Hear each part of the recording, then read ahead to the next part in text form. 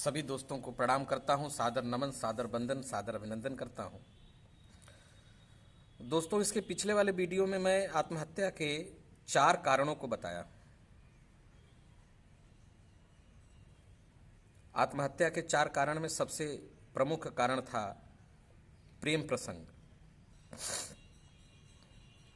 जिसमें से हमने पहला कारण बताया था कि निज महत्वाकांक्षा, यानी अपनी उम्मीदों को, अपनी आशाओं को, अपनी अपेक्षाओं को इतना ऊंचा पाल लेना कि उसके पूरा न होने पर खुद को समाप्त कर देना। अरे यह जीवन बेकार है। अरे हम कह रहे हैं अगर हाई स्कूल फेल हो गए तो फिर से परीक्षा दो, कम नंबर आया तो फिर से दो, नहीं हुआ तो भाड़ में जाए, मत करो।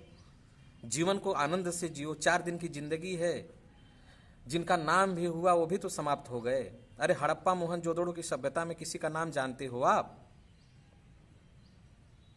हड़प्पा मोहनजोदड़ो का बस नाम सुने हो, लेकिन किसी का नाम जानते हो? नाम भी इस दुनिया से विलुप्त हो जाता है दोस्तों, नाम भी इस दुनिया से खत्म हो जाता है, नाम भी किसी का नहीं बचता है। लोग नाम के लिए मरते हैं। अरे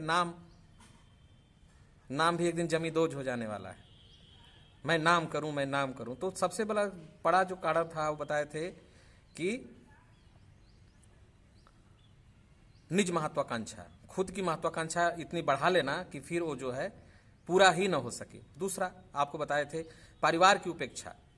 परिवार में आजकल इतना ज़्यादा डिस्टरबेंस हो गया है, सोशल मीडिया पर लोग इतना ज़्यादा हो गए हैं कि पति पत्नी भी आपस में बैठ रहे हैं तो एक दूसरे को से बात नहीं कर रहे हैं, मोबाइल में व्यस्त हैं।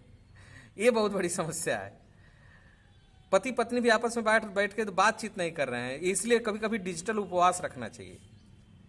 डिजिटल उपवास इसलिए रखना चाहिए कि कम से कम एक दिन सब कुछ मोबाइल बंद करके अपने परिवार को पूरी तरह से समय देना चाहिए।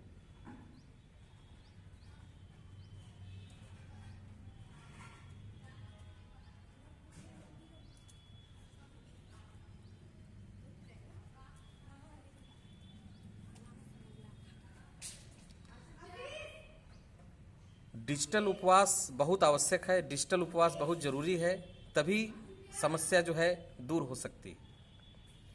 नहीं तो समस्याएं बहुत भयानक हैं, बहुत विपरीत होती जा रही हैं। दूसरा आपको बताए थे परिवार में एक दूसरे को उपेक्षा नहीं करने, सबको सम्मान देना, सबको आदर देना है, प्रेम करना है, गदगद रहना है, मस्त रहना है, उल्लासित रहना है, उमंगित रहना है, तभी चीजें सही हो सकती हैं, अन्यथा चीजें सही हो नहीं सकती।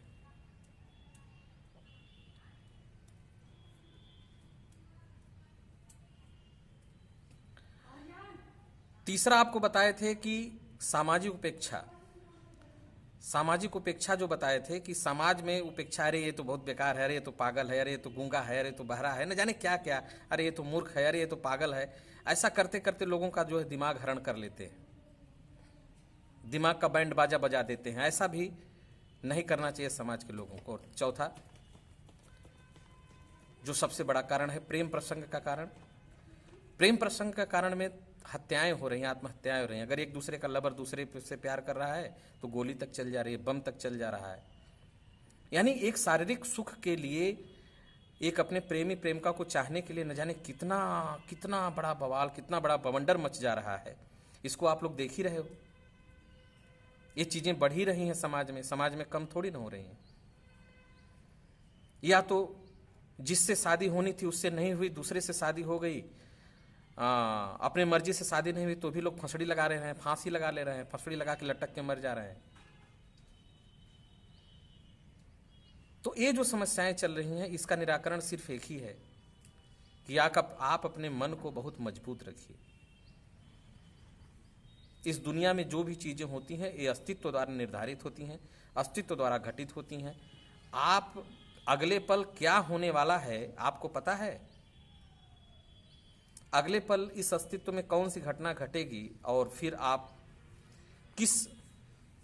अभी आप जा रहे थे कहीं पर दवा लेने डॉक्टर के पास, पता चला कि किसी का एक्सीडेंट हो गया, फिर वहां भाग गए। आपको पता था कि एक्सीडेंट हो जाएगा? नहीं पता था ना।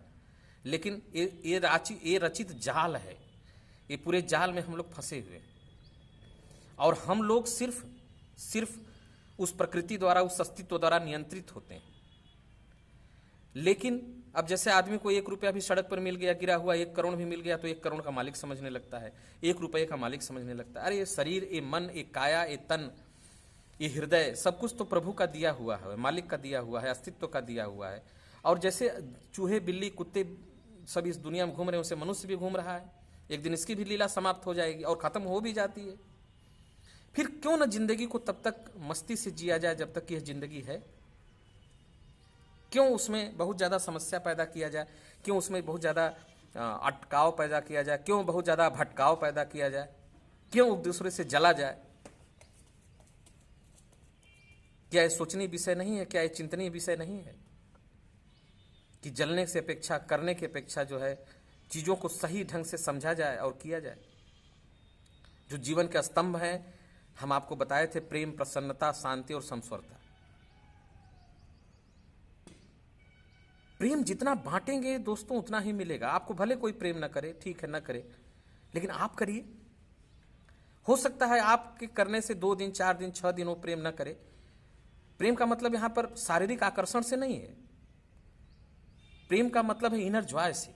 दूसरे को देखकर आप गदगद हो जाएं, दूसरे को देखकर आप उल्लासित हो जाएं, दूसरे को देखकर आप मस्त हो जाएं। ये है प्रेम, प्रेम की सही परिभाषा।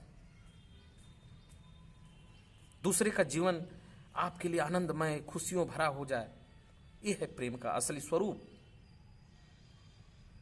और फिर जहां प्रेम गदगद होता है, प्रेम पुलकित होता है, प्रेम मस्त होता है, वहीं पर आनंद की धारा बहती है, वहीं पर प्रसन्नता की धारा बहती है, वहीं पर खुशी का संगम चलता है, वहीं पर एक लहर बनती है हंसी की। फिर उस आनंदमयी रस में सब लोग बह जाते हैं। प्रेम के उस धरातल में सब लोग बिखर जाते हैं, सब लोग उल्लासित हो जाते हैं, आनंदित हो जाते हैं, मस्त हो जाते हैं, मगन हो जाते हैं। मगन, मेरा मस्त मगन हो जाए रे, मेरा मस्त मगन हो जाए रे। फिर शांति की एक अपूर्व धारा चलती है। फिर समस्वरता, यानी आप जिससे मिलेंगे उससे एक प्रेम तत्व आपका बढ़ता जाएगा। उससे आप जो है उसके जीवन से आप आनंदित होंगे, उसके जीवन से आप खुशी महसूस करेंगे, उसके जीवन से आप प्रेम महसूस करेंगे।